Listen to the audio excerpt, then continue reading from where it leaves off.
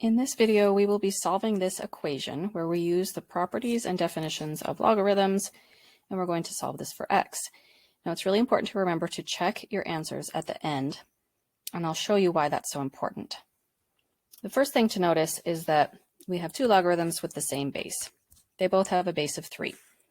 They're separated by this plus sign, which means the product property applies here. The product property says if I have two logarithms with the same base separated by a plus sign, I can smush them together into one logarithm and multiply the two arguments. So log base 3 of x times x plus 8. Let's clean it up a little bit. Distribute that x. I get x squared plus 8x. Now, in order to undo the logarithm, I'm going to simply rewrite it as an exponential. So I know that I can rewrite this logarithm as an exponential expression or equation by taking the base to the power equal to the argument. So 3 to the second power equals x squared plus 8x, which would be 9 equals x squared plus 8x. Now this is looking like a quadratic. I've worked with quadratics a lot, so I know that I can solve this using either quadratic formula or factoring, both of which require it to be set equal to 0. So I will start by subtracting 9 from both sides. So I end up with 0 equals x squared plus 8x minus 9. Now, like I said, factoring or quadratic formula would be equally valid here. My personal preference is to always go with factoring first if it's possible, because it's a little quicker and easier than quadratic formula. So looking at this quadratic, I have x squared plus 8x minus 9. I want to look for factors of negative 9 that add to make a positive 8. And I think I can think of some.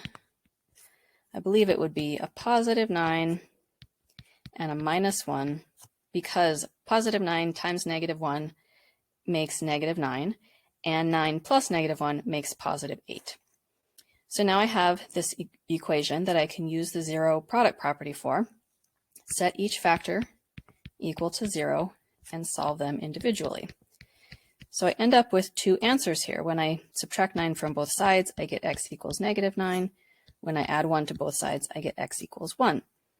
So these are two potential solutions. I say potential because it's really important, like I said at the very beginning of this video, to check our work. So I'm going to do a check over here.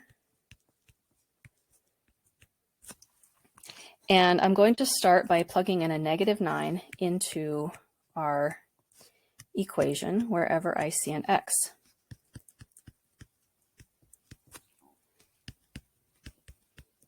And I want to see if this expression equals 2. I see a problem right off the bat because I have log base 3 of negative 9. We cannot take a logarithm of a negative number. This is basically asking us 3 to what power equals negative 9. There is no such number. So this is not possible, which means that negative 9 is not a viable solution. It's called an extraneous solution. Because that's a problem, I'm going to throw it out. So let's test 1 and see if that's going to work.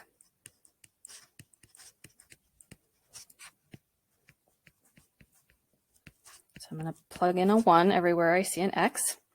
Log base 3 of 1 is 0, because 3 to the 0 power is 1. And I'm going to do log base 3 of 9 here. Log base 3 of 9, we're saying 3 to what power is 9? That would be 2. And 0 plus 2, sure enough, that is 2. So this one checks out. This one is possible, and it works. So we're going to say x equals 1 is our answer.